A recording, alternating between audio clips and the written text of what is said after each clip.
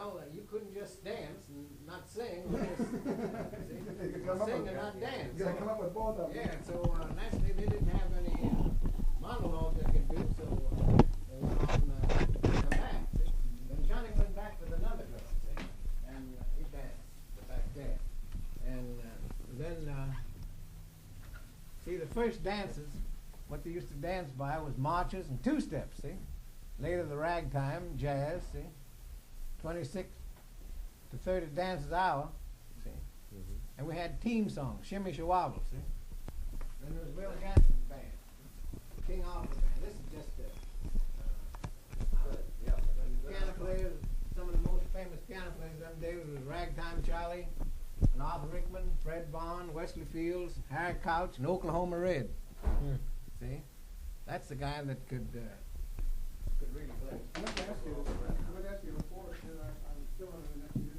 You know Jay Roberts? Jay Roberts, yeah. Yeah. Yeah, he was a guy that used to play Dixie in one hand and marching through Georgia in the other. He called it Entertainer's Rag. Yeah, Entertainer's Rag, yeah. Mm-hmm. Yeah. Tall fella, as I remember. Yeah. So I just give you an outline of this stuff here. Now, how you want it, I don't know. Okay. Well, any time, Sid, that you mention somebody or mention some incident, and it leads into a tune, no matter what the tune is, I see. and you want to play it, just go right ahead and play it. You see? Yeah. Some of our tunes today, I thought if you played any of them tunes, you want to play numbers that was kind of popular in them days, see? Exactly. That's what he wants. Now, some of these days was one of them, see? Good. You might not think it's that old, but it is. I know it is. See? Shelton Brooks wrote some of these days. He wrote some awful tunes. Done Darktown Strutter's Ball, see? And then the old... Do you know anything about, I mean, you remember Chris Smith. I mean, you mentioned him before. Yeah. You knew his tunes and everything. Yeah.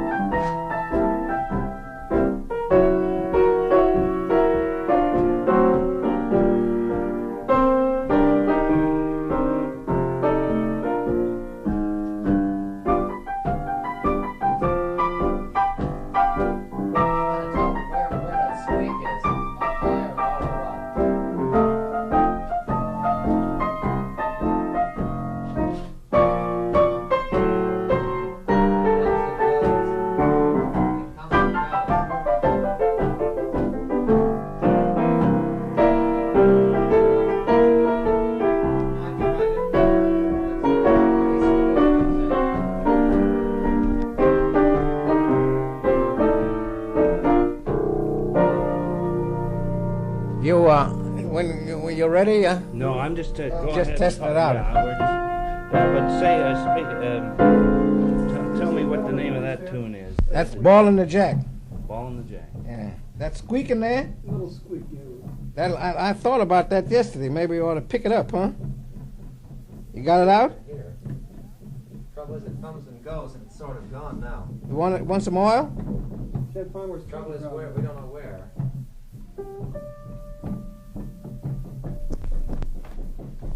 Well, I think, Turk, if we oil it here, if these two needles in the wood. And then you get one other one, That picks up everything, don't it? thing comes down. Yeah, that'd be better. I can hear it anyway. And Sid, don't you worry at all about leaving anything out, because we can go back over it, you know. If you want to stop anytime you get tired of it, That's right. You stop and start whenever you feel like it. Okay. The sequence doesn't matter, because you see the way that I'll handle it in New York, just so you know how I'll be working, is this. I'll get everything transcribed by a secretary in shorthand, so I can study the way it looks without listening to it, even, you see. And as I listen to it and study the script, I'll start cutting up the tape and organizing it into a George asked a story. few questions now for Harold Levin. And with Yeah. recording. Yeah. Good. Sid, tell us about the story of Jelly Roll Morton and Froggy Moore. I know he gave you the original manuscript. No. How's it Crave? I'm sorry, Crave. Crave. Yeah. You know, he was quite a character. He gave us that in Los Angeles. He was playing there at Murray's Cafe. And as I told you, he played the blues in the hotel 101 times, never played it the same way twice. See? It's like the 102 Blue. And he says to me, he took a liking to me for some reason or other, and he says, because naturally Reb Spikes was in the band, and Reb traveled with him when they was around like carnivals and things like that through Oklahoma. So he said, I got a number I want to give you. Well, it looked just like if you take a piece of paper and do this with it. The chickens had been in had some ink on it. So I figured it out, and it was the white boy. There was a pretty good piano player, and he'd studied a little bit of harmony, and he said he'd figure it out for me, see? So we finally got it figured out, and it was the Crave, see? And Jelly played it, see? But he was pretty cagey. He'd play it one way, and then he'd change it, and he'd play it again, see? So I caught him playing it one day, and I heard him say to the fella, well, this is the way I play it when I'm playing ad lib, see? So I copied it after that. So we took the tune and went out, and I run over the boys, because the boys I had in them days was all professional, you know, and pretty fly, see? And we played it, and my God, the people around Los Angeles, what is the name of that piece? Especially Mayor Pickford's brother, Jack, see, who was never got very prominent in the movies, but he was in them, see. And Fatty Arbuckle and Max Lerman and all the bunch with the one they broadcasted about the. So Jelly come down the street to me and he says, "You're a heck of a guy." And I said, "What's the matter?" "Stealing my stuff." I said, "What do you mean stealing your stuff?" "Well, I'll lend you that tune. I didn't want you to broadcast it all over. The next thing I know, you'll be publishing it." And I said, "Well, Jelly, you know, I got brains enough to know that they won't publish it, see?" I said, "You give it to us." I said, "And you give it to a mighty fine band." I said, "Not me, but the rest of the band, the horns." I said, them's the boys that put it over, see? And well, if I knew that. "Have you got it now?" I said, "No, I haven't got it." I said, "I'll get it for you." I said, "I'll see you tomorrow and give it to you." I met him on the corner of 5th and Main in Los Angeles. And you know that character, when I handed it to him, he took it and tore it up. That's one way of protecting it. Yeah. The Crave. Would you play us a little of it?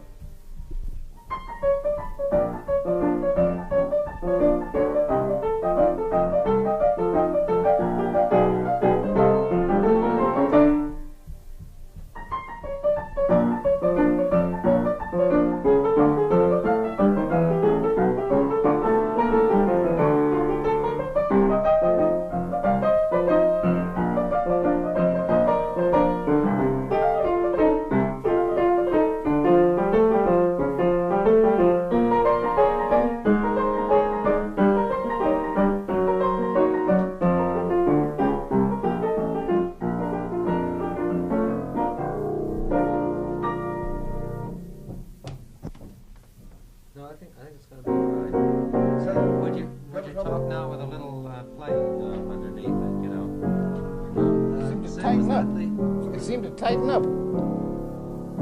You got that peg in there? Yeah, I'll pin it around. Yeah, listen up. Sid, is that the tune that Jelly Roll had asked you not to play in public, and you decided one night you would play it, and you just happened to walk in? I may have been confused on that. Maybe this was a little different. I may have been confused on this part of the story. I thought Johnny walked in on one time you played one of his tunes. You got real mad. I guess it's the same thing you were talking about a while ago, though. Crave, yeah. Yeah. Yeah, that's the one. Yeah. See, we after we got done playing, we come down to Murray's, which was leading Negro cafe then. In fact, it's practically the only one in Los Angeles, 1916. See? And after we got done playing, why, you know how musicians would go around jamming, yeah. Put you in jail to do that now. We was down there playing, and the joint was just rocking, just teeming. And Jelly walked in, cook egg on his head. He's a character, that guy. He jumped in the next day in the street. Yeah. Jumped the next day, and I finally gave him the copy of it, and he turned it up. But he finally come out of it later on, see. And then he gave me this number.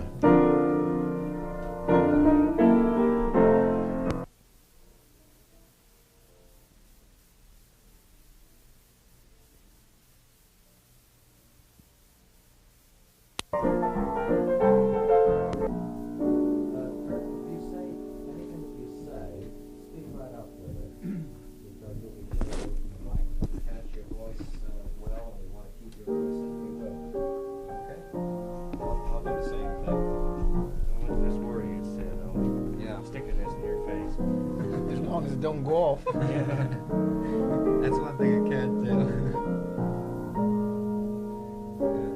Well, now this is my version of the old famous Barbary Coast, which is location was on the main street was Pacific Street, which originated on Broadway. And moved later on to Pacific Street, bounded on the north by Broadway, on the south by Clay, on the east by Montgomery, and on the west by DuPont, which is now Grant Avenue. And about what year was it, Sid, that you first broke in on the Barbary Coast? 1907. Right after the big earthquake. Right after the earthquake fire. And I started playing at the famous Purcell's in the afternoon session from 2 to 6. Piano and drums from 2 to 6. And then these Purcell's was originated from Lou Purcell and Sam King, two Negro Railroad porters who started the dance hall. And they had a very fine piano player by the name of Fred Vaughn that played for him, both of them, and he took a trip to Chicago, but he didn't read any music. And music reading area was coming in about that time with the bands, which before that was mostly all fakers, improvisers. So I took his place while he went, and he's still going. And you're still out here in California. And he didn't. He come back, but he couldn't make it afterwards. By naturally, all the band was playing music, and we. Something about Purcell's was located at them days at 520 Pacific Street. And a little bit on the personnel of the place. We had girls there that danced with the customers that come in. 20 cents a dance. 10 cents went to the house, and 10 cents to the girl. They got little copper checks that they turned in at the end of the night. I guess you had to keep the dances pretty short, didn't you, Sid? We used to play anyway when business was good between 26 and 30 dances an hour. Nothing for the piano player to have tape on the end of his fingers, wear out a good piano in a year. Yeah. And the same way with the other piano players around, because they called them good pianos. They generally go get a second-hand piano, and it was maybe half wore out when you got it. See? And the band, as I say, it started off with piano and drums. Then it got to be 4 pieces. And where my famous band over there started was piano and drums, clarinet, and baritone euphonium. Then we added the bass fiddle and flute and piccolo. And it is... Sid, that sounds pretty legitimate compared to New Orleans instrumentation. Was the music that the band played kind of on the legitimate side, too? Yeah. What sort of things did you play? You mean what type of tunes did That's we right, play? yeah. Well, when we first started playing there, that was marches, 2 steps, waltzes.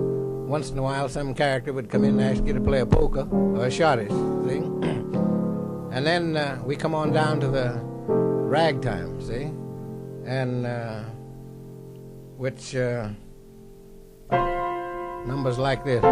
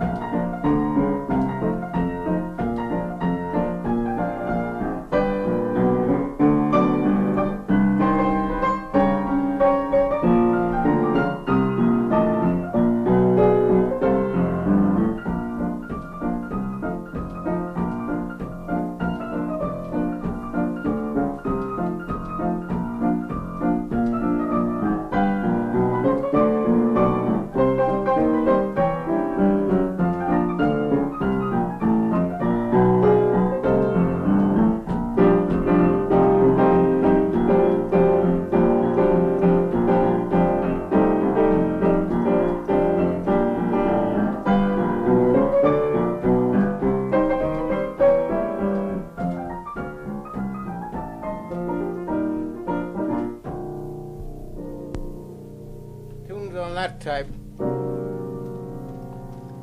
Pretty good type. Right, we'll cut this part. Then some of the, because there was other famous places in the Barbary Coast outside of Purcell's. We had Red Kelly's across the street, very famous place.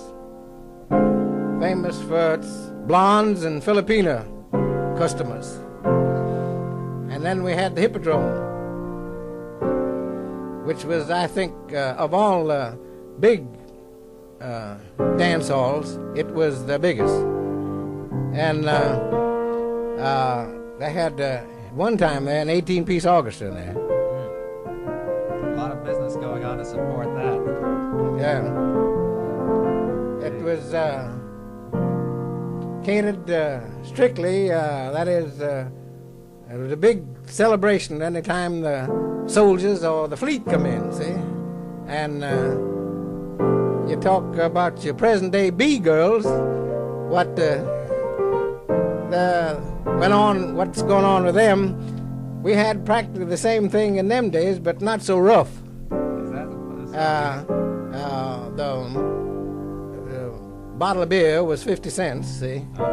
And when the boy got groggy, why, the waiter brought the beer, and when he wasn't looking, why, the girl never touched it, and it went away, and the same bottle come back again, see? So some of the same things went on in them days that's going on now. And then we had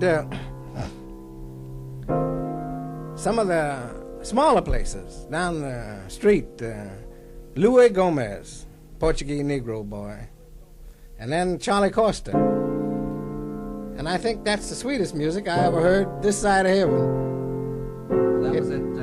Charlie Costa's. It is a harp and a violin. And as I told Turk several times about that, the old number, George M. Cohn's Popularity. My boys. The harp violin. Combination. Where were they from? One, there was both from Portugal, but one was, well, you'd call it the light type of Portuguese, and the other fella, he wasn't a Portuguese. He was originally Armenian, see? But his folks came from Armenia, and I think settled in Portugal, see? Because I knew the boys very well, see? And I should have known an Armenian would get in the end somewhere. You talk about I've heard a lot of violin players in my life, but I never heard a fella that could get his tonation on the violin was tremendous. He especially on the heavier strings. And could you play us a little something on the piano that they used to play? Well, I It's all right. don't know the popularity. I forgot it, but I'll play you one.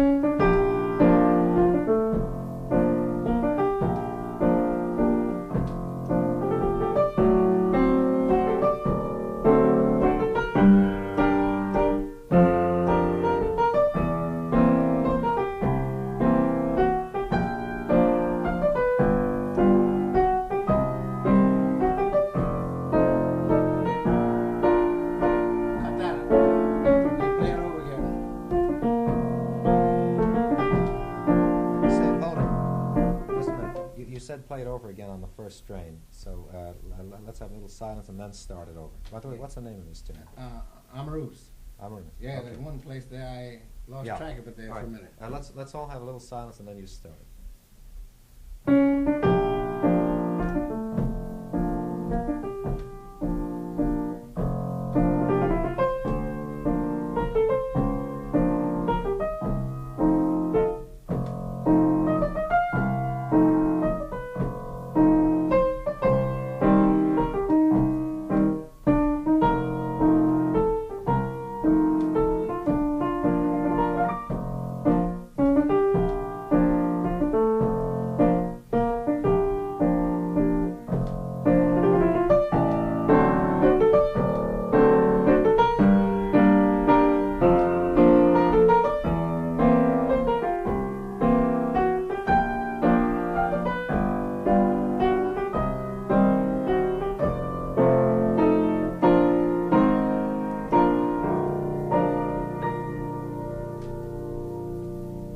That's one of their sweet tunes. Real sweet. And then over at Louis Gomez, they had a piano, cornet, and drums. And the brother of one of my musicians played cornet, Buddy Michel. And, well, if it happened to be a nice quiet night, you could hear him playing up at Kearney and Pacific. In other words, we used to call it the cornet band. We don't know what the piano player was doing there, but he blew him out. And then, as I say, there was lots of famous places there. There's Parenti Saloon on the corner, the Parenti Brothers, Caligari's drugstore, Griffin's, the old-time San Francisco referee some of the most prominent fights. His place is where the boys all got the checks cashed. Then, Also where they got their cats tracked that way.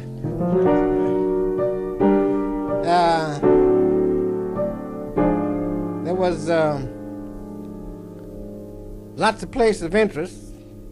What was the place on the corner of Pacific and, let's see, what's the West End? Kearney?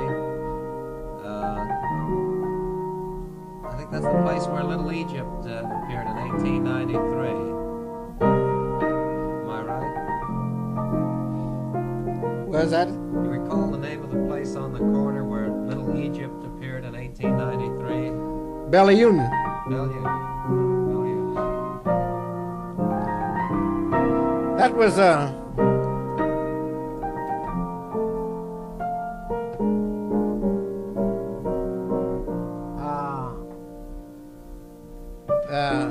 was that was a particular.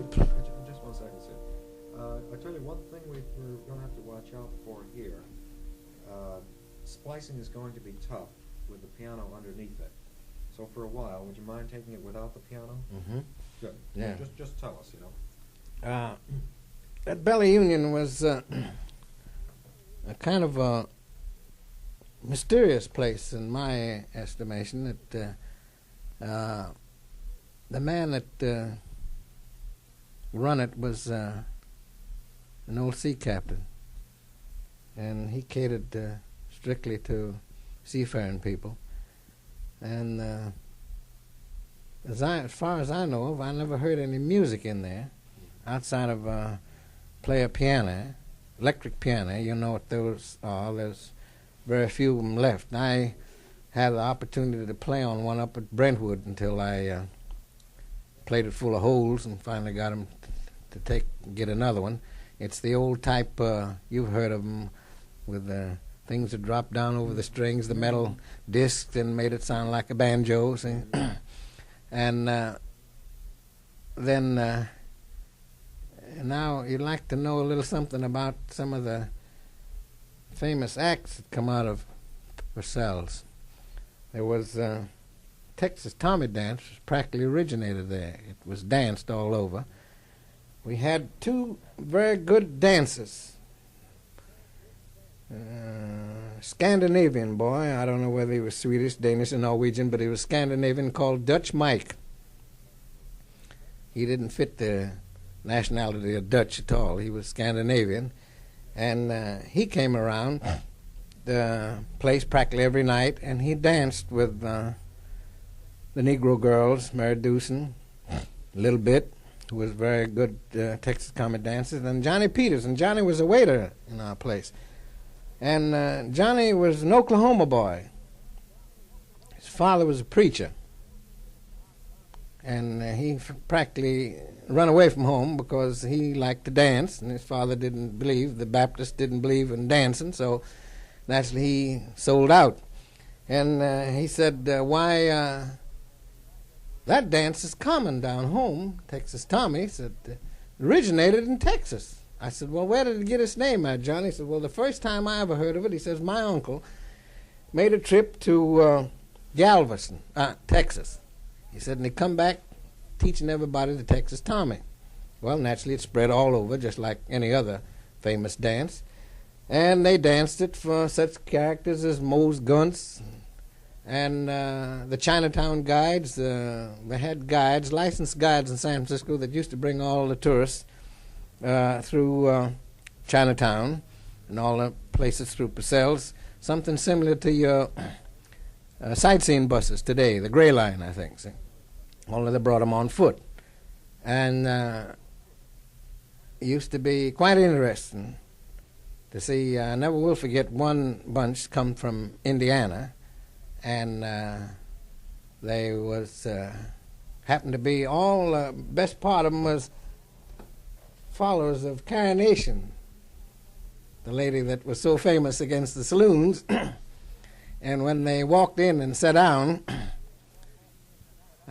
one lady jumped up and says to the guide, said, "This is just about enough of this. This is just as far. We didn't expect to come here. I wish you'd get the party together and come out of here." She said, "We won't stay in here. If you won't take us out, why, we'll voluntarily leave." So she went out very indignant. I know that always stuck out, how they didn't like the idea of coming in a place like that. And then we had the mayor of the town. It was very famous in them days that the officials and the mayor would send parties down with a personal card, and we'd entertain them.